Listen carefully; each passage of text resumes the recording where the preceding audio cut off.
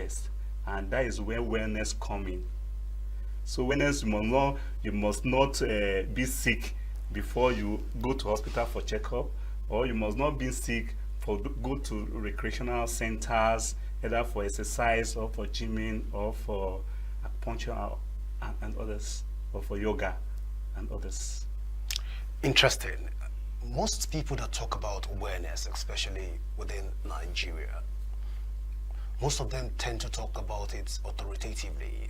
But again, it's as if most people are not licensed to talk about wellness in Nigeria. So, at what point can one say he's an authority to talk about awareness and prefer solution for people's Training may be right, and at times it may be wrong.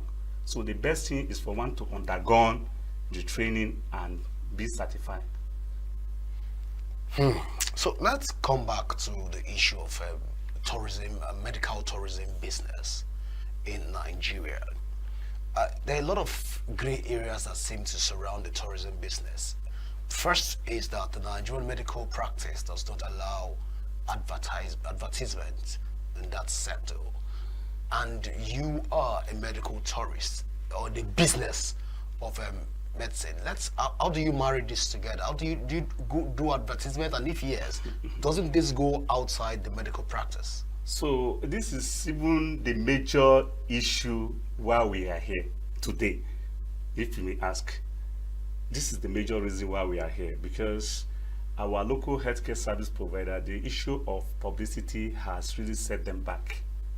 There are many good things happening in our health sector, but unnoticed, people don't know because of this issue of publicity. Because some of our local healthcare service providers, they were saying that it's against ethics, the medical ethics, for local healthcare service providers to promote or to advertise these are our products or services.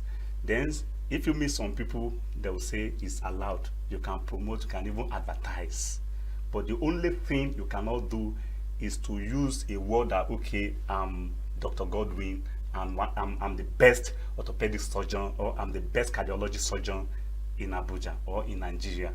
So that is that one that is not allowed. But you can come up and say, okay, we have a center, we do so procedure with positive results. That is not advised. So the issue has to be clearly defined, because this is not clearly defined. At times when people are having health challenge, there may be good hospitals or good doctor close to them, they may not know. And many of our local healthcare service providers are doing well, but they cannot come up and say that, okay, because they don't know what they will do, that they will withdraw their license, or they will sue them to court. So they are always afraid. Okay, let me shock you. There's a doctor that I met in a program, and I wanted to involve her, to make it part of my team for the project we are developing for Nigeria.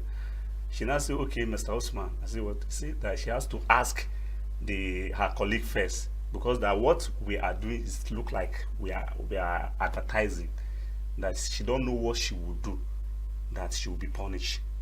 So I said, okay, no problem, she should go ahead. So later in the day, she called me that, Mr. Osman, that she's not going to be part of the project again. Pick her Medical and Wellness Expo Meritorious Award. Okay. Is an initiative. This award is initiated to be presented to the deserved individual, hospitals, medical equipment companies, wellness centers, diagnosis centers, medical value travel companies, medical equipment companies, and a host of others. And it may interest you to know that it's not just a mere award. Many Nigerians, their understanding about medical tourism, whenever you say medical tourism, what comes to their mind is not about traveling abroad for medical treatments. And whenever I want to talk to them about medical tourism, they don't always like to give listening ear. And some of them, instead of them, will see us as a blessing because of their knowledge. So that is why we are always out to enlighten them, to educate them, to change the narrative that medical tourism is a good thing, that we need to embrace it. And in fact, medical tourism they don't want to hear about is the only solution we are facing in our health sector. You know, there are two problems facing Nigeria health sector. The problem of of outside the health sector has to be solved first before you can talk of solving the problem. And even healthcare workers migration. You know, it's a challenge. Yeah, the brain drain. Yeah, brain drain. syndrome, Yeah, popular known as the Japa syndrome. So it's only medical tourism that can solve all this problem. But before we can solve this problem within the health sector, the problem outside the health sector has to be solved first, which is the only government that can solve the problem, which is the problem of an enabling environment. There are many of our local healthcare service providers that are doing great jobs, but people don't know about them because of the environment that is not conducive for them. And as soon as government solve the problem outside the health sector and we start facing problem within the health sector, you will see many of our local healthcare service providers that have migrated abroad will start coming back to contribute to this growth of Nigeria health sector in good numbers. You know, there's no place like home. But why you cannot see them is that the environment is too polluted. It's not conducive. Let's talk in commercial on commercial value right now. Even in Nigeria, you've mentioned three stakeholders. In Nigeria, we are doing well medically, but why is it that we are not known? They look healthcare as a business. And let me even shock you. Do you know that healthcare is very expensive everywhere in the world? It's very expensive everywhere in the world. Do you know that there are some machines, you understand, that cost millions of US dollar, whooping sum of money? You understand? You cannot buy that kind of machine and bring to your facility and be compromising with it. And why is it that Indians are doing well? Because why I mention India is that India is the biggest beneficiary of Nigerian market. Because 70% of population of Africans travel to India for Medicaid. And people are coming from all over the world to make use of to make use of their facilities. Do you think it's only India alone that is making use of the facilities? So people are coming, and that is what we want to do in Nigeria, so that it can also attract outsiders to start coming to Nigeria to receive medical treatments. But by so doing, you're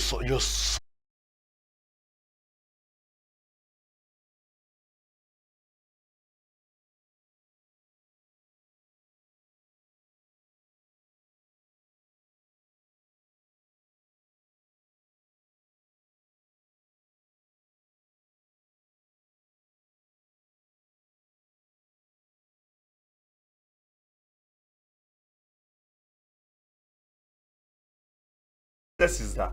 By the time we embrace medical tourism, even foreign investors will start coming to Nigeria in good numbers to invest. You know, we have few accredited hospitals in Nigeria, and most of so-called hospitals in Nigeria, some of them are clinic.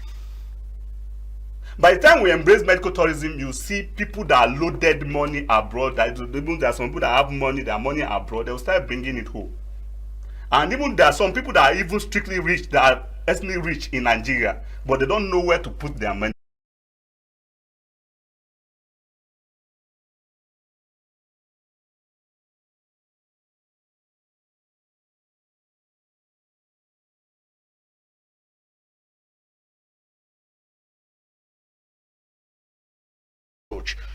in the African perspective, it tends to be different. So when you now say the business of medicine, the business of health, it makes it look like it's a strange adventure for one to even want to venture into. That's why I'm curious. That's why, but let's move on away from that. But Mr. Osman, I've listened to. You know, is this part of the world that we don't really take ours very serious? If you go to India, I've been to India several times. Last time I was in Bangalore for Advantage Healthcare. And there is a place, there is an exhibition stand you will go. Like from here now to the main road now. You will see the only companies you will see there are herbal companies. And people are coming from all over the world and they are partaking them. So they are patronizing them. So what I'm trying to say now is that there are some of people that are into manufacturing of herbals in we are inviting Signature TV to ask. Already you have equipment companies, diagnosis centers, fitness center, wellness centers, spa centers, HMOs, health insurance companies, medical travel companies, and a host of others. Well, Mr. Usman, we'll have to bring you back because this conversation, we can't even exhaust it right now on issues on medical tourism. But I want to say thank you so much for being a part of Signature Morning today. Thank you, my brother. I hope when next we need you, you'll be around for thank us. You, thank you very much. So much. You're welcome. Thank you. That statesman, Chief Emmanuel Chukwuemeka Nwanyanwu, which commenced in Lagos, shifted to Abuja over the weekend as people from all walks of life and across all stratas gathered to give honor to whom it is due.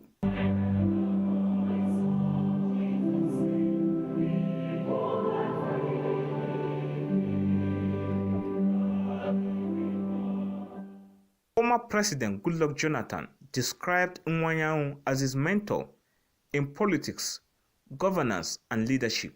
He said Nwanyanwu showed him enormous goodwill and had mentored him politically from the time he became Bayelsa State Deputy Governor, and regretted that his ambition to become Nigeria's president never materialized. Nwanyanwu was one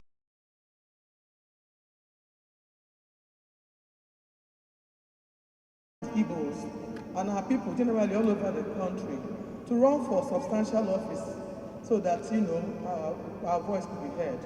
And also, he wanted also globally reliable people from every tribe in Nigeria, those who are qualified, because my father believed in putting round pegs in round holes, square pegs. And across the entire Southeast because of his remarkable achievements. Nwanyanwu means a lot. If I should take a census of everybody who is here today, he had touched you in one way or the other. In Imo State alone, I don't think we'll be the same without him. What have you learned from his life that can change you now knowing that he's no more? We pray God to accept his soul because he came here blessing people, touching lives and changing situations and circumstances in people's lives. We'll miss him. Nwanyanwu was a man for all seasons. I want to use this opportunity to... The politician treated him like a son. And I was privileged when he was sick. He sent for me and I saw him in the hospital on his hospital bed and prayed with him. I think that's the greatest consolation I have. I have lost a father. The Igbo nation has lost an icon. The Nigerian Federation has lost a patriot. May his soul rest in peace. Other speakers also narrated how the late Nwanyanwu contributed to the development of Nigeria. But one thing I will tell you that he will be remembered for was that he was a man who had no bitterness. He was somebody who believed in dialogue. He believed in dialogue, and he was always preaching accommodation for everybody.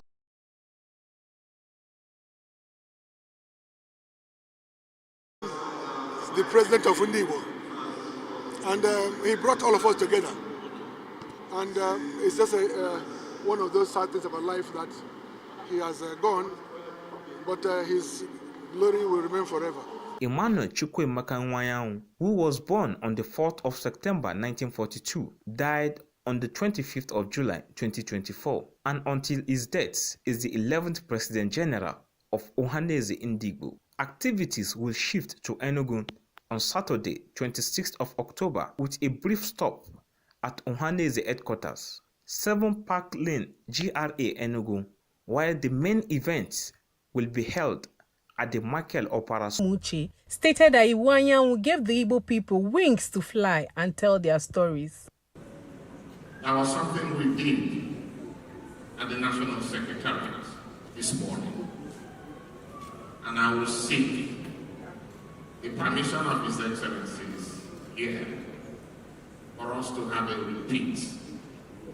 We will also do that again when we get to Imo State. And the reason is simple. The late PG gave us the wings was a proud Igbo man. He never wasted time to reading us with stories. Other leaders also spoke about the life of the late elder statesman. Chief Iwanyanwu in his lifetime achieved a whole lot.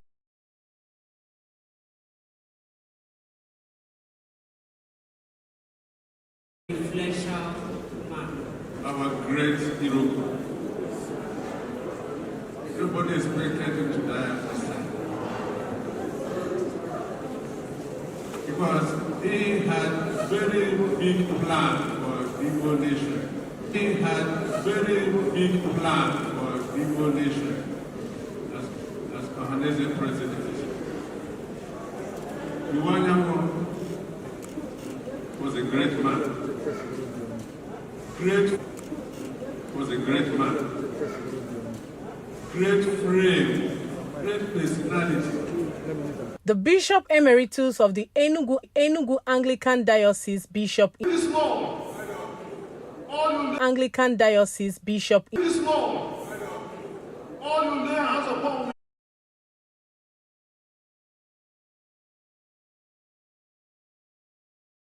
Anasu. He said that travel exposes artists to new materials, techniques, and perspectives that shaping their practice. The professor of ceramics highlighted El Anasu's relocation from Ghana to Nigeria and his international travels as pivotal in shaping his renowned use of found materials, comparing it with the objectives of LINCAF. Travel is a catalyst for artistic growth. It catalyzes artistic growth because travel comes with exposure, experience. Like it will say, onyenjenje ka onyisia woma. The traveler is more knowledgeable than an elderly, an old person. So when people travel within and outside their own vicinity, it broadens their view of the world, broadens their... Specifically, but more broadly with Africa. So I came here, listened to his wonderful presentation, and I will be taking back some information to those members of the African diaspora in the Caribbean and Latin America. LINCAF's continued effort to promote art and cultural exchanges are invaluable to the Nigerian arts community and testament to LINCAF's initiative in sponsoring young Nigerian artists to attend the Dakar Biennial Festival. Chinemerem Ikebunam, Signature TV News. The festival provided a platform for emerging artists to showcase their work and connect with art enthusiasts and collectors. The Art and Crafts Fair features a diverse range of creative pieces from traditional paintings and sculptures to contemporary installation and mixed media works. The LINCAF Top 100 Art Displays highlights the best of the best, showcasing the talent and creativity of artists who have been selected through a rigorous process. These artworks represent a wide range of styles, themes, and techniques, demonstrating the diversity and vibrancy of the Nigerian art scene. Overall, the 17th edition of LINCAF promises to be a celebration of creativity, innovation, and artistic excellence. The Commissioner for Culture and Tourism, Ugochi Madueke, said this is a testament to the power of art to inspire, provoke thoughts, and bring people together in celebration of beauty and culture. She commended the artists and organizers that has made this year's event a reality. Let us be mindful of the message behind the art. The pieces we see today reflect the thoughts, concerns, and aspirations of those who created them. They challenge us to question the world around us, to feel deeply, and most importantly, to act with a sense of responsibility towards one another. An art collector, Emekamba, described ENUGU as a home for art which should be sustained. It's such a delight to come here. You get to see some incredible works from young, new artists who always have a fresh and different perspective. As long as I have breath, I will be coming here every year. Other artists who visited the exhibition center expressed their thoughts about the art gallery. This is my first time being to Life in My City art festival. I've been hearing about it right when I was in school, but I've never been to one. So since I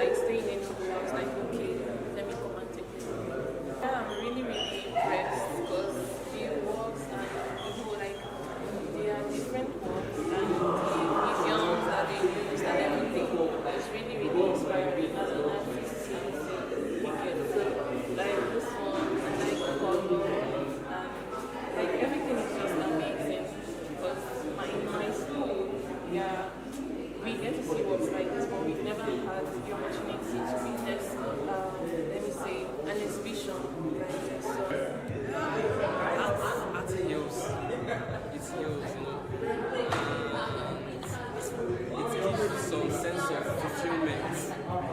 Yeah, it gives you some sense of fulfillment. So I wouldn't want to get to my 60s and get to regret that I didn't really do what I had passion for. The organizers shared their vision and plans for the exhibitions. There are young people here who have made wonderful things. We have seen, the Honorable Commissioner herself seen some, she has actually bought something. And by next year, let me warn everybody, by next year, from Zaria, from Jalingo, from Lagos, from all over Nigeria, will be bringing their own things. It will just be like life in my city. It will sharpen our energy, sharpen our vision, and before we know it, there is a whole thriving market of made in Nigeria. The best artist goes home with 1 million naira, and the other consolation prizes are 500,000 naira each. I also think that this is the best time to mention that for the top 6 artists, they also win an all-expense paid trip to Dakar for a festival. Yes. The art and craft fair vendors also shared their thoughts on this year's festival. We have a lot of youths that are into art and craft and local artisans. It's an opportunity for them to display their wares and also get visibility, showcase their brands to the world, you understand? While the exhibition of these arts are ongoing, the people of ENUGU are enthusiastic about the grand finale and award ceremony coming up on the 26th of October 2024. Chinemerem Ikebunam, Signature TV News.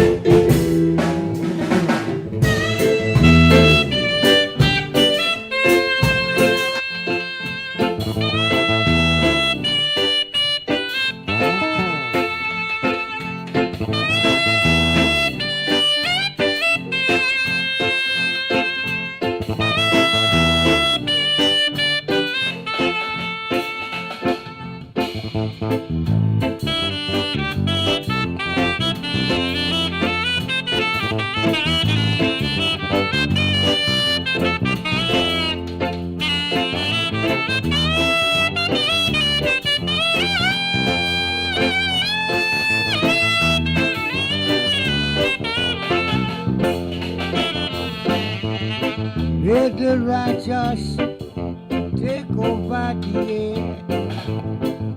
Let the righteous take over the world. Let the righteous take over the earth. Let the righteous take over this wicked world. Let the workers of iniquity be chased out of creation. Oh Lord, show righteousness. Oh God, show right over this wicked world. Let the workers of iniquity be chased out of creation. Oh Lord, show righteousness. Honorable the house is your one. Oh righteousness.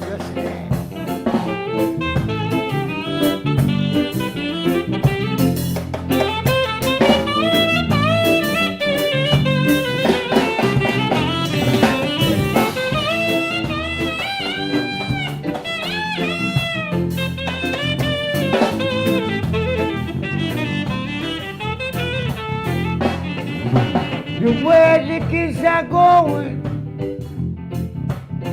anything might happen now.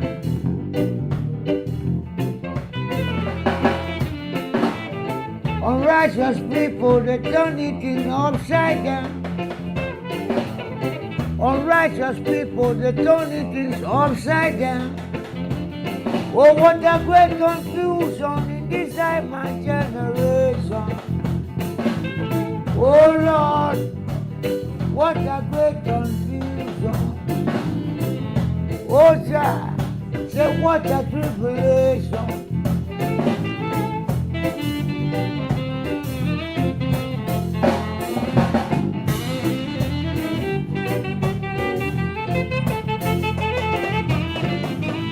I did Christ time, I'm begging Jah, the Most High, to come change this world once again.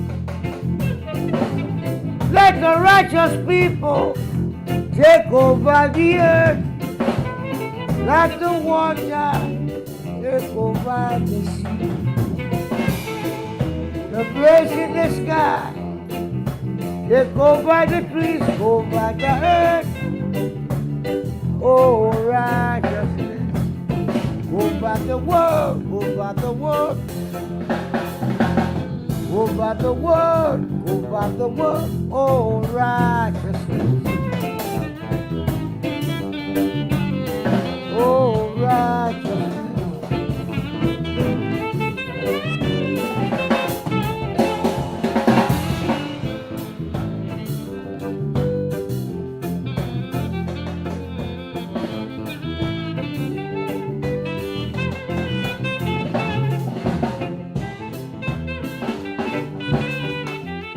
Intro.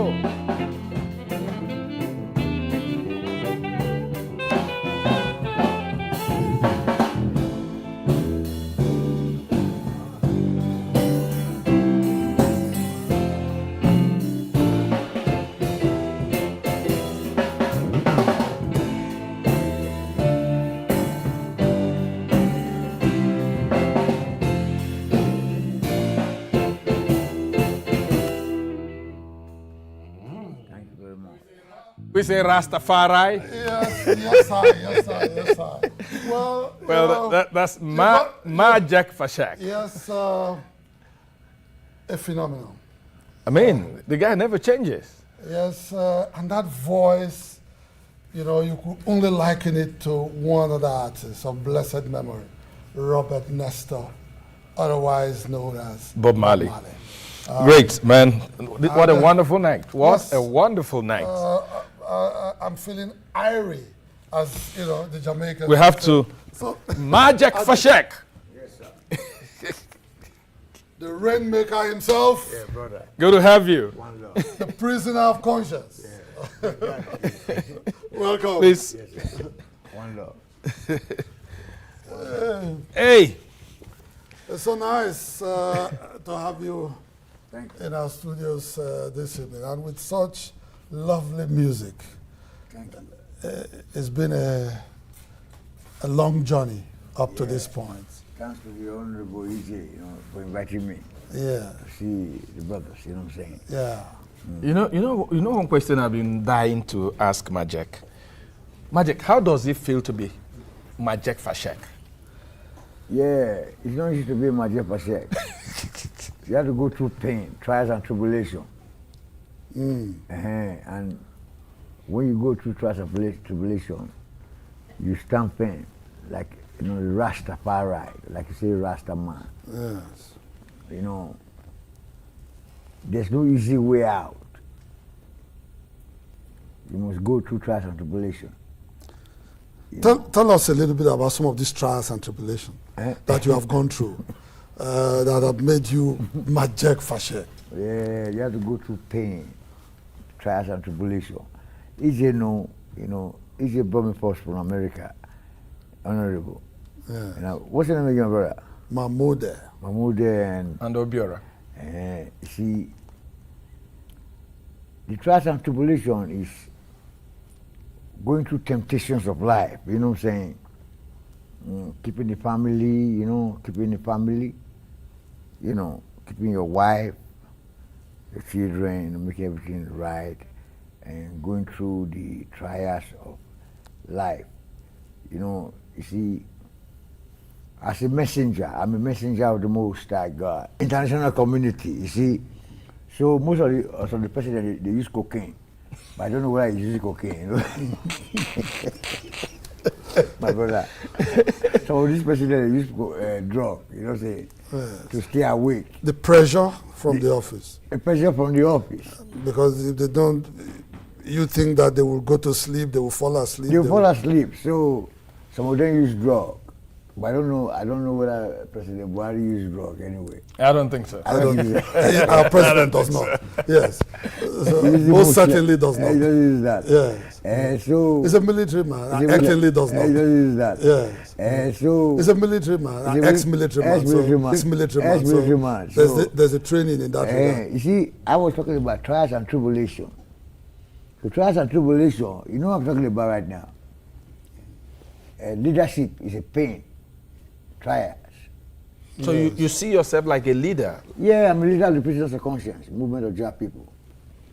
Okay. Yeah, you know, so you see our slogan, like I was talking about Brother Captain Osa and EJ, even at Chipa Yiri. See? Yeah, these people have. We'll talk about them shortly. And exactly. So what see, they're trying to do. I have a program which I'm trying to